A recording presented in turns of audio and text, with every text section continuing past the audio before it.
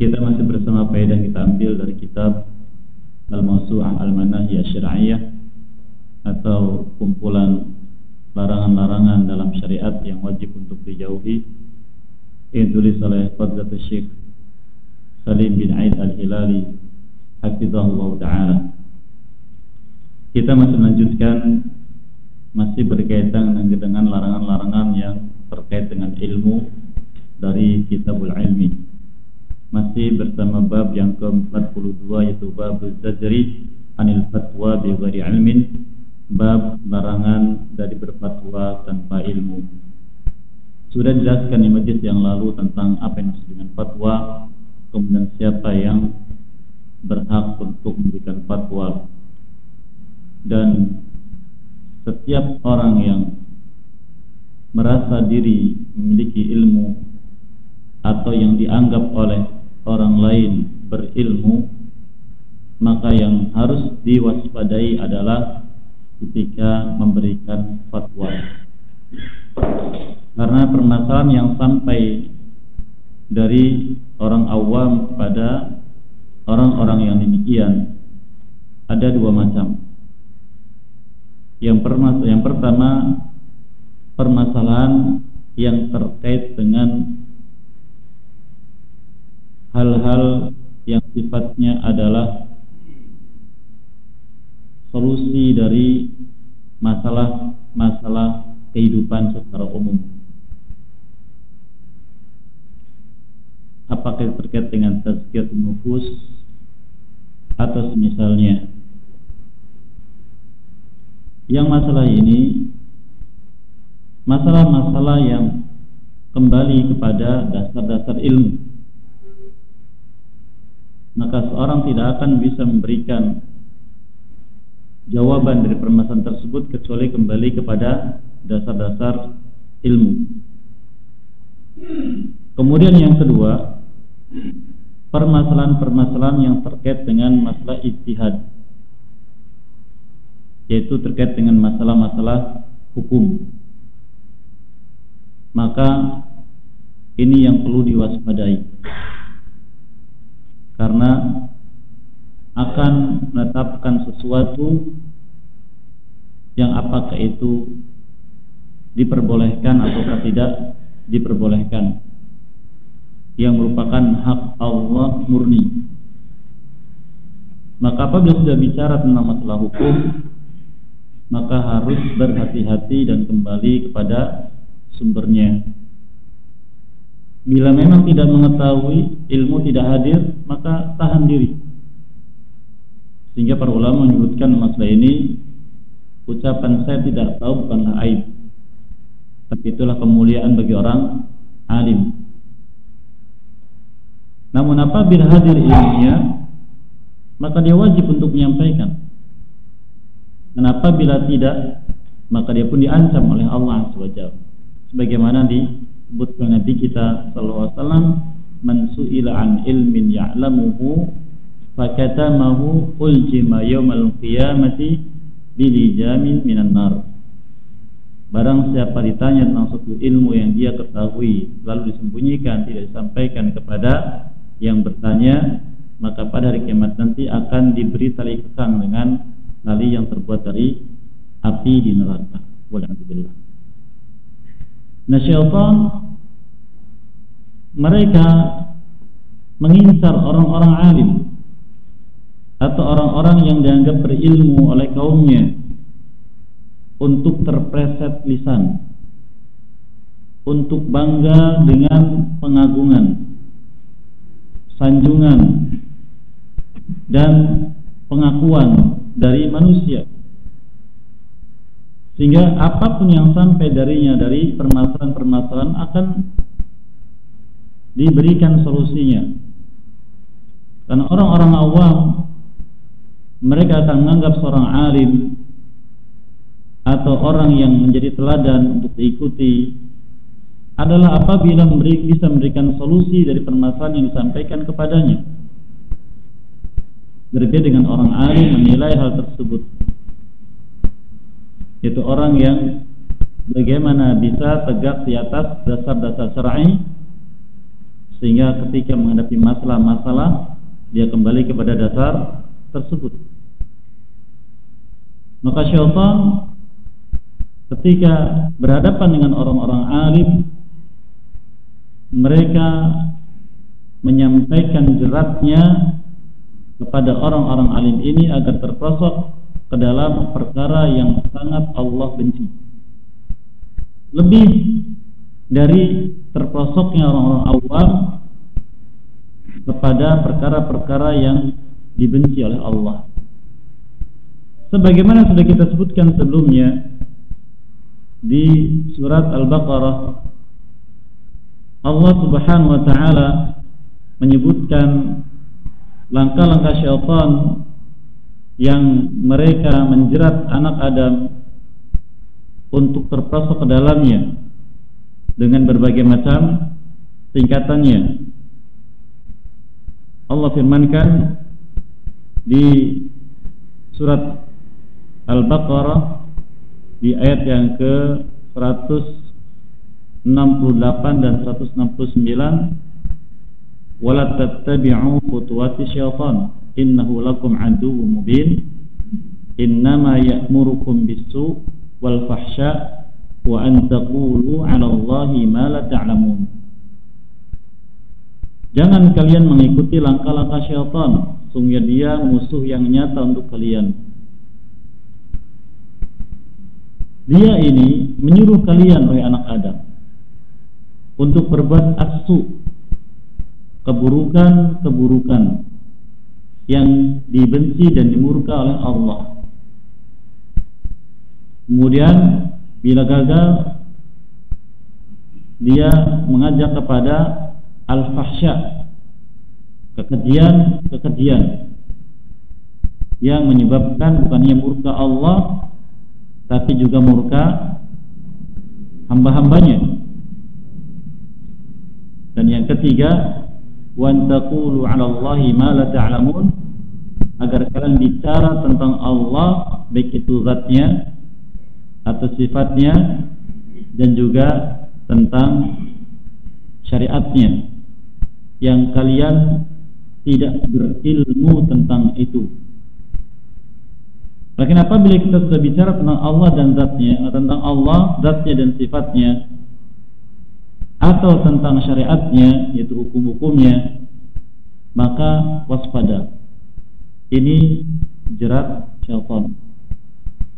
Bicara harus sesuai dengan petunjuk dari kitab Allah Azza wa Jalla dan juga sunnah Nabi-Nya Sallallahu Alaihi Wasallam. Maka tidak jarang kadang sebagian kita bicara tentang masalah ini, walaupun kita awam bicara tentang masalah ini. Maka apabila kita sudah berhadapan dengan apa yang terkait langsung dengan zat Allah dan sifatnya, seperti Allah di mana, maka jangan dengan perasaan, jangan dengan akal, tapi kembali kepada petunjuk dalil. Kalau sudah bicara tentang perbuatan Allah, Allah mencipta, Allah menghidupkan, Allah mematikan, dan sebagainya, maka kembali kepada petunjuk dalil. Bila tidak kita jumpai, kita katakan Allahu a'lam, saya tidak tahu. Ulama menjelaskan ucapan semacam ini adalah benteng orang beriman, bahkan benteng orang alim, dan itu bukan aib, bahkan kemuliaan. Karena Allah Jalla wa'ala memuliakan malaikat walaupun mereka mengatakan yang bermakna saya tidak tahu.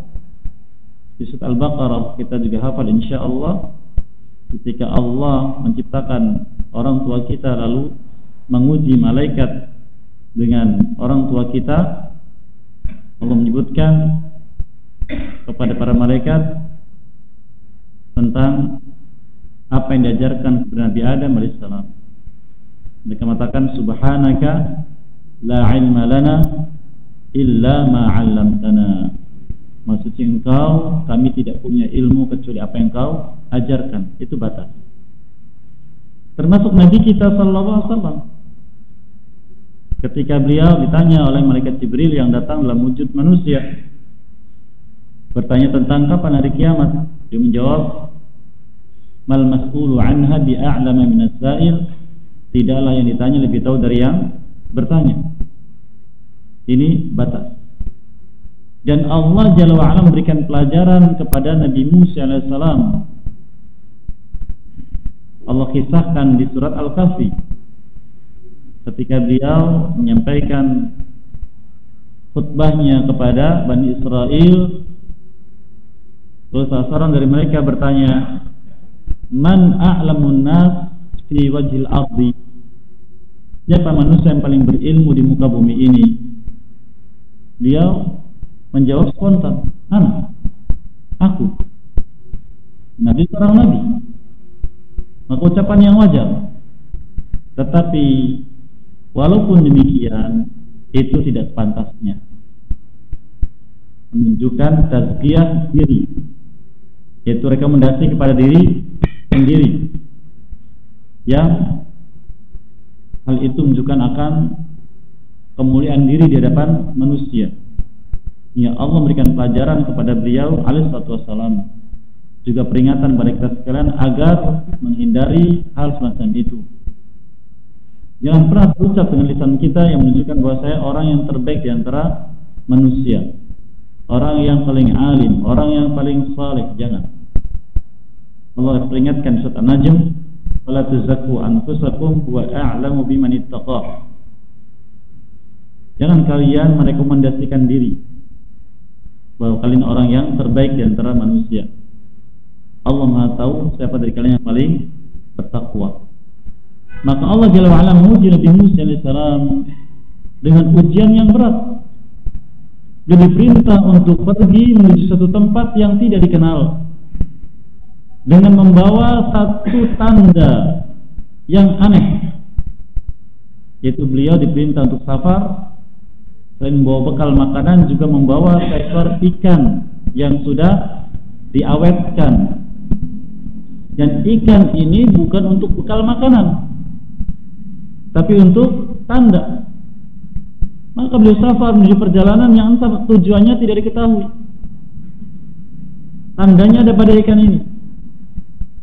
Ketika singgah satu tempat, karena beliau penat dengan budaknya, tiba-tiba ikan ini bergerak dan menuju arah laut, dan tidak disadari oleh Nabi Musa alaihissalam.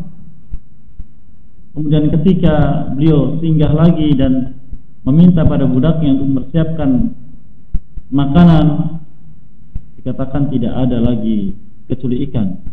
Ketika dibuka, mana ikannya? Tidak ada. Lu kemana? Baru beliau sadar, itulah tandanya. Maka beliau balik lagi, dicari jejaknya. Ketemu jejaknya, maka beliau ikuti sampailah ke arah laut, yang kemudian bertemu dengan orang yang saleh, yang kemudian sebagian menafsirkan dengan seorang saleh ini bernama Khadir. Dan belum khilaf apakah beliau nabi atau bukan nabi, tapi diuji di sana Nabi Musa alaihissalam bahwa ada orang yang lebih alim dari beliau, sehingga ulama menyebutkan inna fawqadhu ilmin alim. Sesungguhnya di atas orang yang berilmu masih ada orang alim lagi. Maka jangan pernah mendakwahkan akan sesuatu dari kebaikan di hadapan manusia, khususnya masalah ilmu, apalagi merendahkan orang lain. Kita kembali, maka syaitan menjerat manusia untuk bicara tentang Allah dan tentang syariatnya dengan tanpa ilmu. Maka waspadain. Kadang kita begitu mudahnya mengatakan ini haram, ini halal, ini haram, ini halal. Ya, termasuk tentang masalah sekarang ini, masalah apa itu? Vaksin. Serahkan masalah vaksin halal dan haram kepada ahli. Kita bukan ahli, tidak mengetahui apapun tentang yang terkait dengan masalah itu.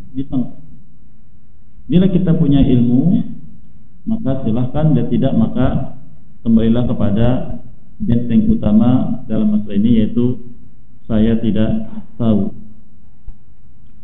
Setelah kita mendapatkan penjelasan faedah dari surat An-Nahl ayat 116,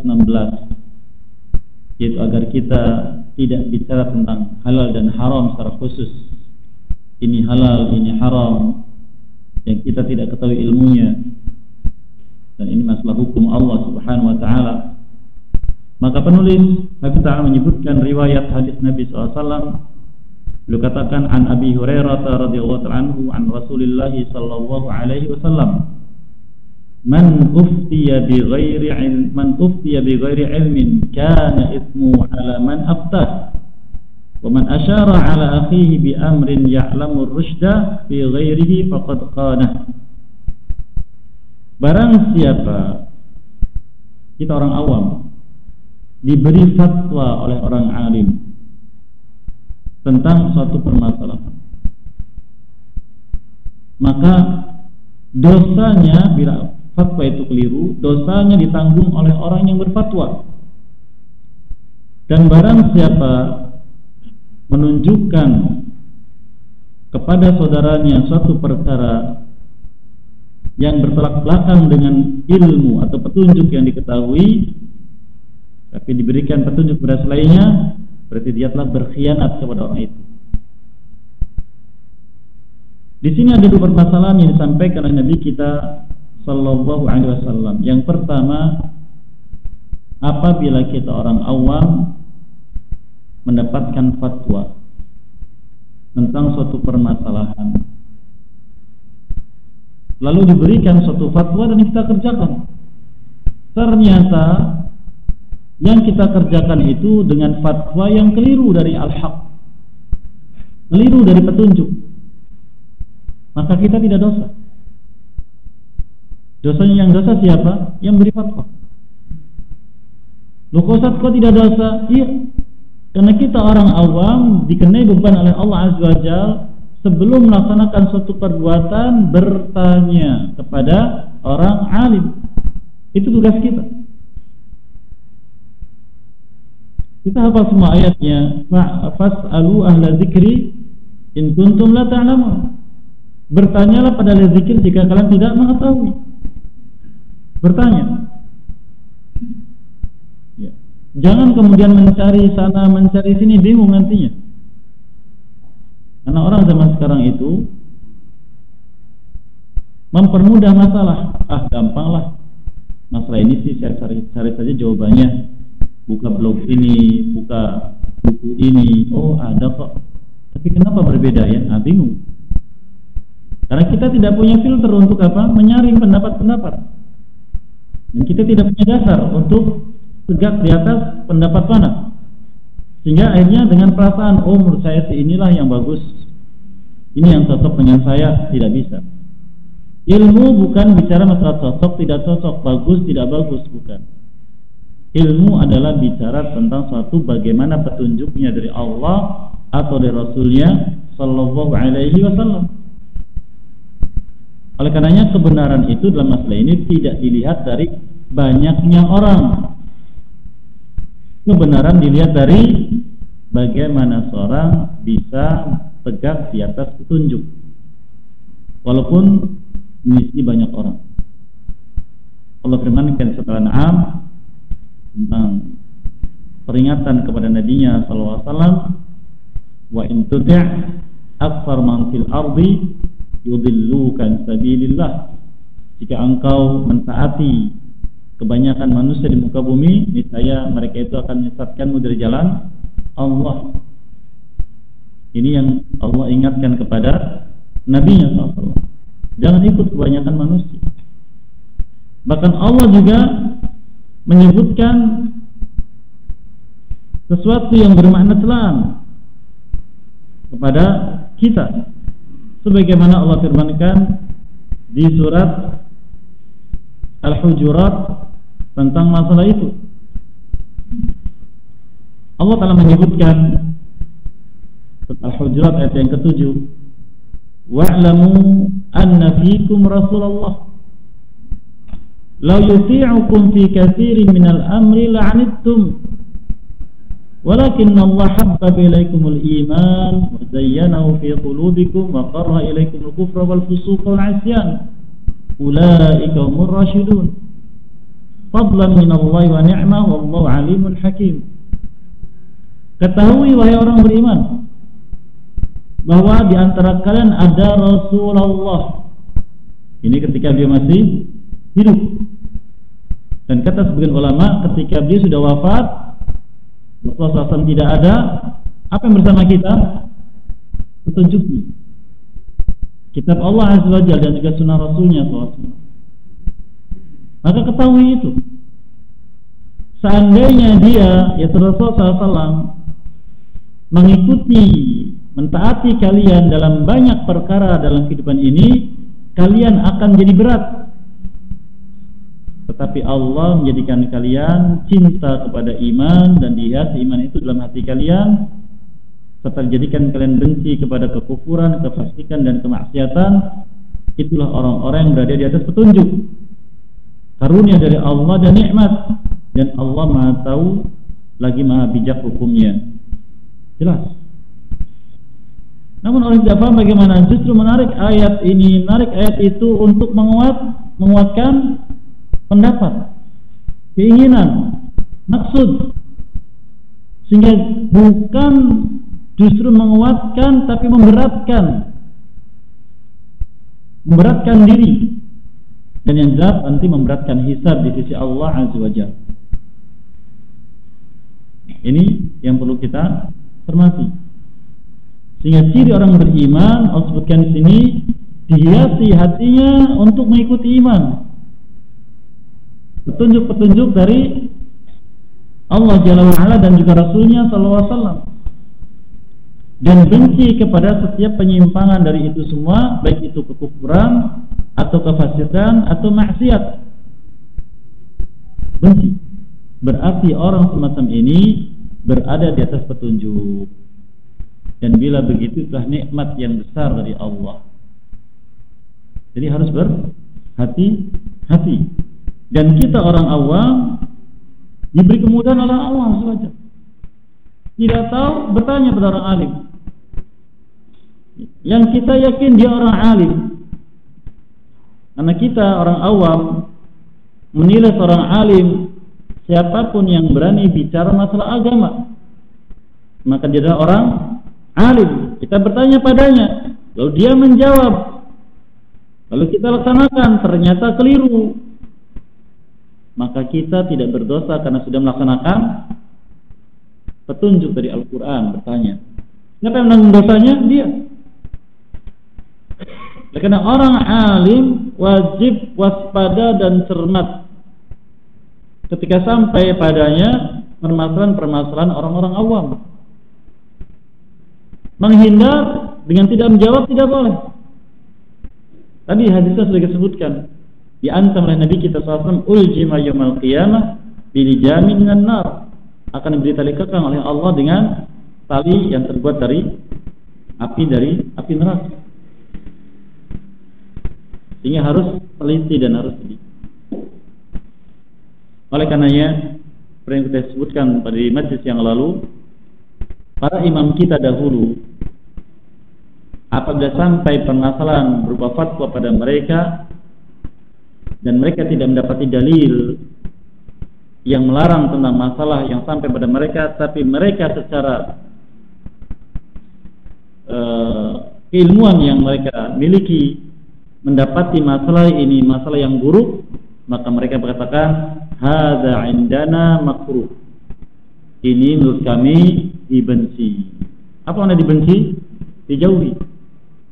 Kenapa tidak berani mengatakan ini haram langsung saja?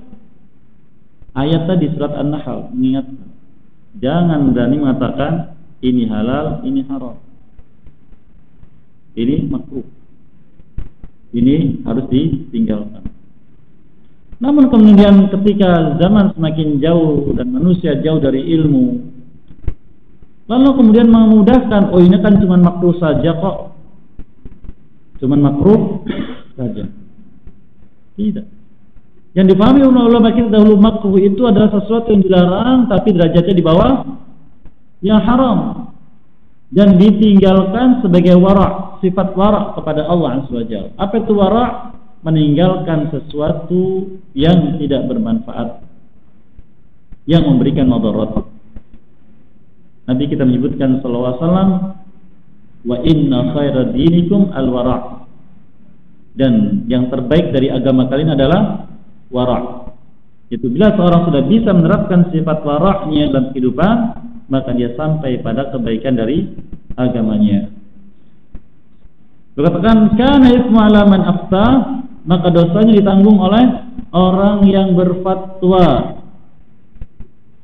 Demikian juga disebutkan Nabi kita SAW hadis yang lain, man sanna fil islami sunnatan sayyi'atan falahu wizruhu wa wizru man amila bihi wa wizru man amila biha min ghairi ayyan fusa min awzarim syai'an. Atau kama qala sallallahu. Barang siapa mencontohkan contoh yang buruk, maka dia mendapatkan dosanya dan dosa orang yang mencontoh keburukan tersebut tanpa mengurangi dosa mereka sedikit pun. Jadi kalau disebarkan contohnya, mari kita berjihad dengan melawan para tauhid. Siapa tauhid? Tauhid adalah demikian. Nah, ini mengajak, berfatwa, termasuk dalamnya. Maka dia berdosa dengan sebab itu ketika dia keliru dalam menyampaikannya, tidak memiliki dasar ilmu. Maka setiap orang mengikuti ajakannya dan berhukum dengan apa yang dia sudah sampaikan, maka dia menanggung dosanya. Walhamdulillah. Ya, mulailah kita berhati-hati dalam bicara yang terkait dengan masalah ilmu. Karena ilmu kita pelajari untuk menambah iman kepada Allah, untuk semakin taat kepada Allah, untuk apalagi kemarin semakin bertambah rasa takut kepada Allah. Ini inti kita belajar ilmu, bukan menunjukkan pada manusia saya sudah belajar ilmu, saya orang alim, bukan. Karena berkahnya ilmu, Allah akan munculkan orang-orang yang seperti ini di hadapan manusia, kemudian menjadi teladan bagi mereka. Walau tidak dimunculkan diri sendiri, Allah yang memunculkan. Kita bisa banyak baca biografi para ulama kita tentang masalah ini. Mereka tawadhu, mereka menyembunyikan diri, tapi Allah yang munculkan. Kalau kita baca di antara kisah Syekh Abdul Aziz bin Baz rahimahullah ta'ala, kita tahu beliau bagaimana rahimahullah ta'ala secara fisik. Allah uji beliau dengan seperti itu. Maka kemana-mana beliau punya keterbatasan, tapi Allah yang memunculkan beliau dengan ilmu itu sampai kemudian menjadi teladan bagi orang zaman sekarang. Dan kalau kita cermati ucapan beliau rahimahullah ta'ala kembali kepada kitab dan sunnah. Dan yang saya pribadi dapati, beliau termasuk rahimahullah ta'ala orang yang sedikit bicara bila diminta fatwa. Sedikit bicaranya, hemat. Oh, masalah ini demikian, dalilnya ini. Masalah ini demikian, dalilnya ini. Lalu diberikan nasihat. Sederhana sekali. Dan sederhana ucapan bukan menunjukkan dangkalnya ilmu. Orang yang paham dalam masalah ini akan menilai orang yang ilmunya dalam, bicaranya singkat, padat, dan mengandung hikmah. Tapi sebaliknya, menunjukkan kedangkalan ilmu orang yang bicara panjang lebar tapi isinya buih. Ini kita bisa lihat dari sisi ini. Baik, kemudian masalah yang kedua, wa man asyara ala akhihi bi amrin ya'lamu rusyda fi ghairihi faqad khanahu. Barang siapa menunjukkan kepada saudaranya tentang suatu perkara yang dia ketahui perkara itu secara petunjuknya, lalu ditunjukkan kepada sisi yang lain, berarti dia berkhianat kepada saudaranya itu. Karena ilmu adalah amanah. Sampai langit, bumi, gunung menolak menerima amanah ini. Seperti yang Allah Ta'ala firmankan di akhir surat Al-Ahzab, Allah menyebutkan, Inna aradna al-amanata 'ala samawati wal ardh wal jibal fa abaina an yahmilnaha washfaqna minha. Sesungguhnya kami telah tawarkan amanah ini kepada langit-langit, kepada bumi, dan kepada gunung-gunung. Mereka semuanya menolak. Washfaqna minha, dan mereka merasa takut dengan amanah tersebut. Apa itu amanah yang dimaksudkan di sini? Allah sebutkan di surat yang lain. Di surat Al-Hasyr, Allah Ta'ala menyebutkan di ayat yang ke-21, "Lau anzalna hadzal Qur'ana 'ala jabalin la ra'aitahu khashi'an mutasaddian min khasyatillah."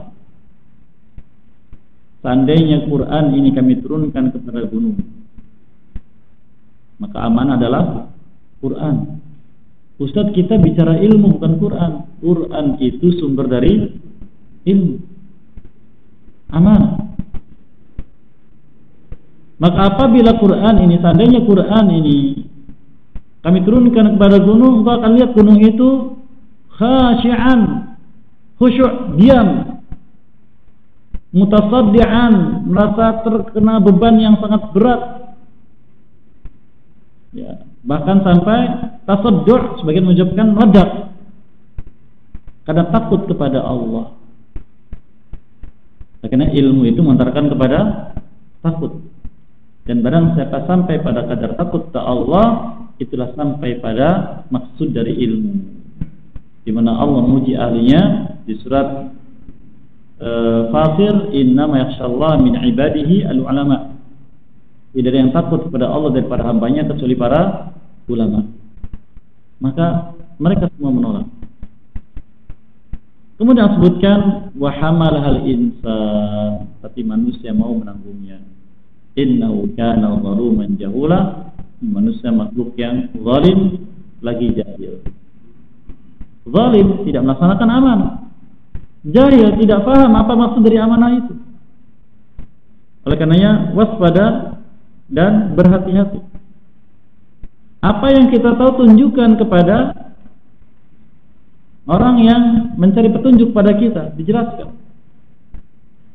Karena orang menyampaikan fatwa dengan tanpa ilmu, kerusakannya jauh lebih besar daripada maslahat yang diinginkan. Mari kita lihat, bahkan mafsadat yang keburukannya menimpa dirinya sendiri. Semua kita tahu barangkali insya Allah tentang hadis Nabi SAW tentang seorang Bani Israel yang pernah membunuh 99 orang. Tahu itu hadisnya, jemaah? Seseorang dari Bani Israel membunuh 99 orang, lalu hatinya tergerak untuk bertobat. Maka dia awam untuk bertobat, dia bertanya, menjalankan perintah Allah SWT, bertanya. Dan orang awam seperti yang disebutkan tadi, menilai orang ini alim dalam agama melihat sosok, wujud, baik dari pakaiannya, dari rajinnya ibadah, maka dia orang beragama, dia alim. Begitu kan? Makanya kita ketika sudah mengenal ilmu, kembali kepada sunnah Nabi SAW, pakaian kita berubah, beda dengan pakaian sebelumnya. Orang akan mengatakan, wah, fulan sekarang sudah jadi ustaz, begitu kan? Seperti itu, orang awam. Maka dia bertanya kepada satu orang yang seperti itu penampilannya, ternyata dia abid, ahli ibadah, bukan orang alim. Adakah tobat untukku? Aku sudah membunuh 99 orang. Jujur orang awam. Maka ahli ibadah begitu menghinakan perbuatan maksiat dan pelaku maksiat. Maka apa katanya? Aku tidak dapati ada pintu tobat untukmu. Orang awam itu emosinya besar. Kalau mendapatkan sesuatu yang tidak cocok, maka emosinya langsung meluap. dibunuh lagi sampai 100. Tapi belum puas. Ini kita harus pahami karakter dari orang awam dan kita mengalaminya sendiri. Masih mencari jawaban, bertemu dengan orang alim, menyampaikan hal tersebut. Orang alim benci pada maksiat, tidak benci kepada ahli maksiat. Itu bedanya. Ahli ibadah benci pada maksiat dan kepada ahli maksiat. Orang alim benci pada maksiat, tidak benci pada ahli maksiat, tapi kasihan.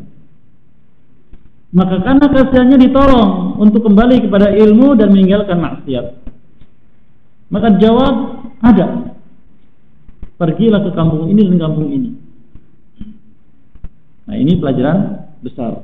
Lihat, orang pertama yang sampai dibunuh, dia mendapatkan keburukan dari sebab apa tadi? Fatwa tanpa ilmu, tidak ada fitur. Nah, ini pelajaran besar untuk kita sekalian. Demikian juga orang yang berfatwa mengisi ilmunya. Ini banyak zaman sekarang. Karena fatwa itu dari zaman dulu sudah menjadi taruhan untuk mendapatkan apakah sesuatu di sisi Allah atau sesuatu di sisi manusia. Apalagi kalau sudah bersanding dengan umara, dengan pejabat. Maka orang alim akan berada di ujung tanduk, bergeser ke kiri jatuh, ke kanan jatuh. Apa yang dia lakukan? Di hawa nafsu lebih dominan. Kalau saya tetap dengan maksud dari ilmu, saya akan dijauhi penguasa, bahkan akan mendapatkan begini. Syaitan nakut-nakuti.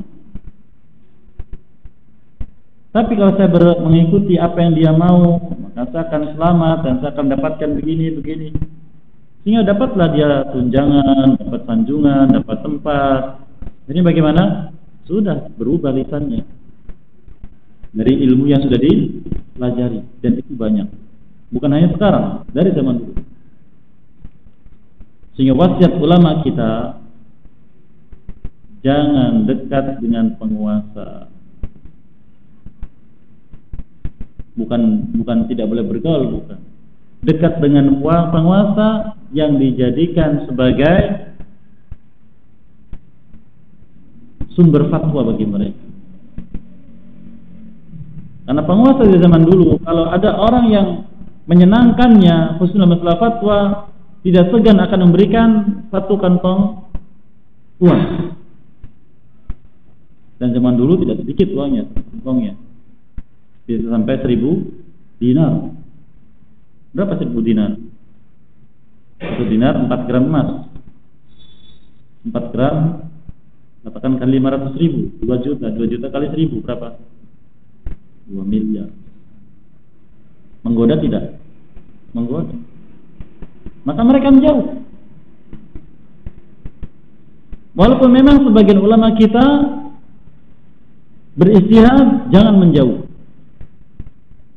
menerima jabatan qadhi dan semisalnya, dan ini bukan aib selama bisa menjaga dasar-dasar ilmu dan batas-batasnya.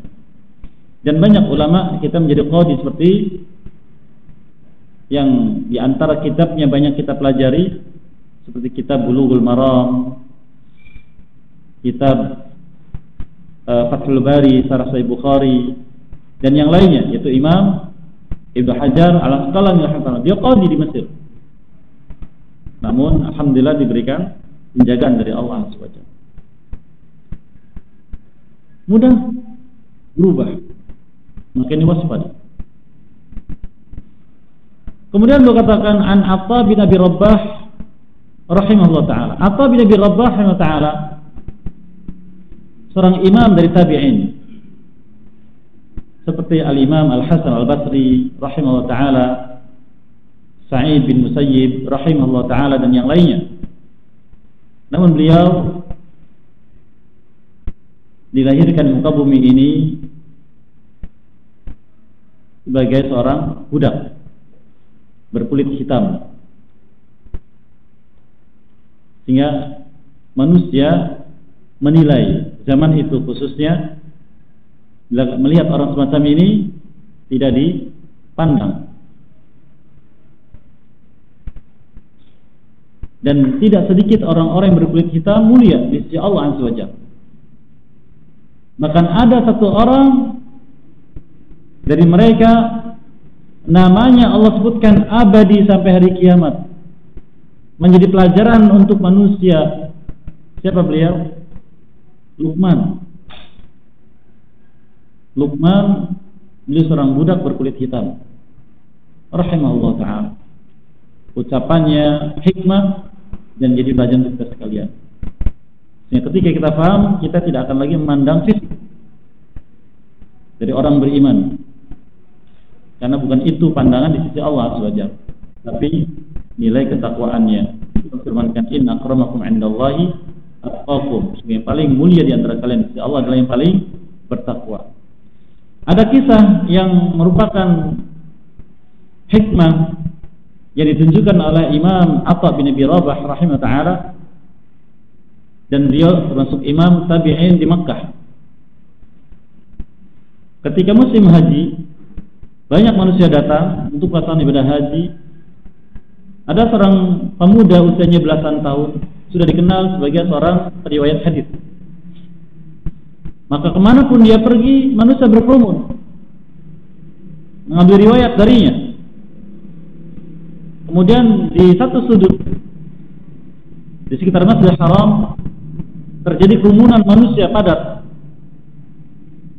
Maka semua pun tahu ini pasti ada orang alim besar. Maka beliau ikut masuk ke dalamnya, ikut mendengarkan riwayat hadis dari pemuda tersebut. Dan orang awam atau talabul ilmi yang baru belajar ilmu tidak kenal siapa beliau, kecuali orang-orang yang sudah lama dalam ilmu kenal. Lalu hadirlah seseorang mengenalnya. Lalu ditanya, ya Syekh, harusnya engkau yang bicara di sini, bukan dia. Dia menyuruh orang ini diam. Diam. Ini di majlis ilmu, untuk mendengarkan ilmu. Ketika selesai, dia katakan, aku sangat suka mendengar dari selainku, walaupun aku sudah pernah mendengar riwayat itu sebelum dia lahir. Subhanallah. Ini namanya apa? Tawadhu', rendah diri. Apa kata beliau? Sami'tu Ibn Abbas radhiyallahu ta'ala anhuma yukhbiru anna rajulan asabahu jah fi ra'sihi ala ahdi Rasulillah SAW, thumma asabahu ihtilam fa umira bil tisal faghtasal fakazza famata fabalagha dzalika an-nabiy sallallahu alaihi wasallam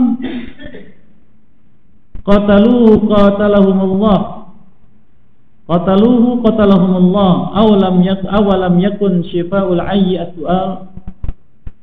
Aku pernah mendengar dari Ibnu Abbas radhiyallahu ta'ala anhuma memberitakan kepadaku bahwa seseorang pada zaman Nabi SAW pernah ditimpa luka di kepalanya. Jadi mereka rombongan safar, lalu terkena, salah seorang dari mereka terkena lemparan batu sampai kepalanya luka parah. Kemudian malam harinya dia ihtilam. Apa itu ihtilam? Mimpi kemudian junub. Mimpi